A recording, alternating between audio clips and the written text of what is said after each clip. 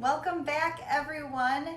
So we're back at it, more fall recipes. So another thing I love doing in fall is apple picking. Apple picking is one of my favorite fall activities, not only because it's time to spend with our family and friends, be outside with some of the beautiful changing colors and the crisp air, but there's so many wonderful things to cook and bake with the different varieties of apples that are out. So a lot of times we think of baked goods with apples, apple strudel bread, apple crisp, apple pie, but there are many things we can do with apples that is savory, not always sweet.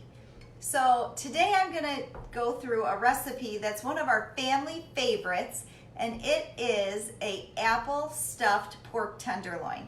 It is absolutely delicious, easy to do, and you can make it and keep it as leftovers for the future as well. So it's great for on-the-go families, but it also is dairy-free and gluten-free in case those are some dietary restrictions that are found for yourself or in your household. So typically an apple stuffed pork chop, those are sold a lot of times at butchers and different meat markets around, are stuffed with not only the apples, but with croutons or bread. But today we're gonna change that up a little bit and we're gonna use cauliflower rice instead. So I've done some of the prep ahead of time, but we're gonna go through everything right now. So first of all, you have to get some apples, right? So I like, when I'm baking or cooking, to use a little bit more of a tart or sour apple. Those tend to be the Granny Smith or the yellow apples, compared to a Honeycrisp or a Pink Lady or a Gala that you're gonna see that has a reddish color. So I've got one of these. You're gonna wanna dice it pretty small. So I thinly slice it.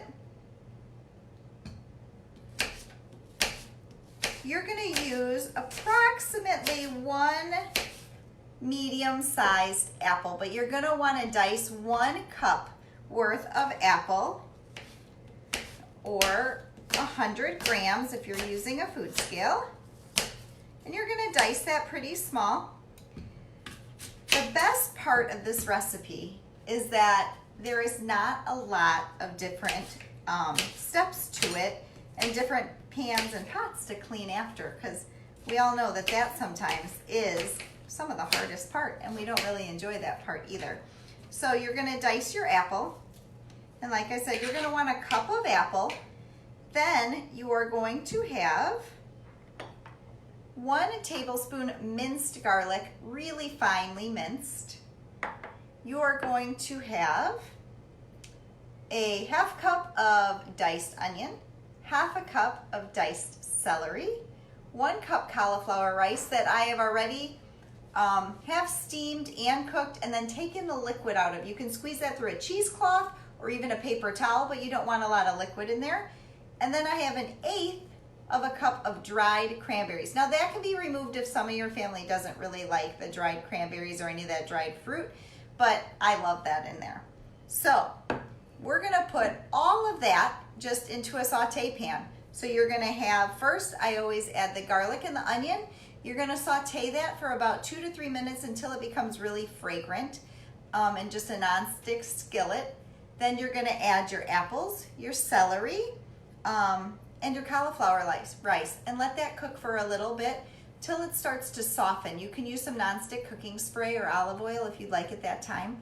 And then you're gonna add 1 teaspoon of parsley.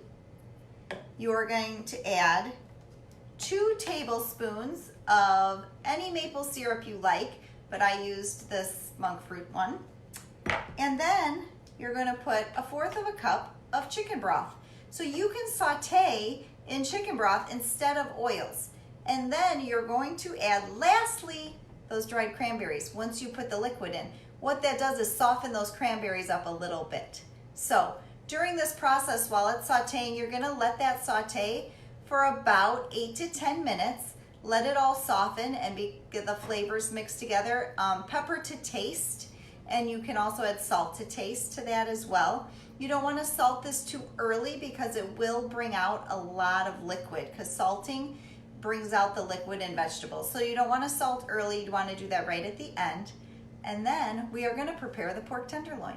We want to be preheating the oven to 375 at this time, and now it's time to get ready for that pork tenderloin.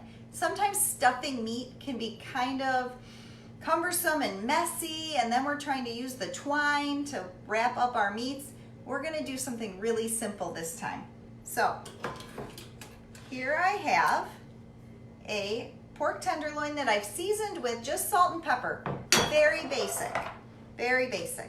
Then we're going to take a really sharp, fine knife, and we're going to cut slits, almost like a Hasselback potato, through our pork tenderloin. You want the slits pretty deep because this is the area you're going to be stuffing all of this delicious stuffing in. Okay, so there we go. I have some stuffing that's already made, some filling. This is what it's going to look like when it's all done sauteing. So this is already done. Now I'm going to take this filling, and that is what's going to fill each one of these slits. So I'm going to take some, and I'm going to fill each slit with this stuffing.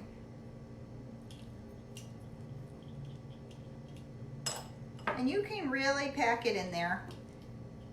You can have some that's kind of overflowing, that's okay too. But you want to fill all the spots that you've cut. After you do that and you've done all the filling, then what you're going to do is cover it.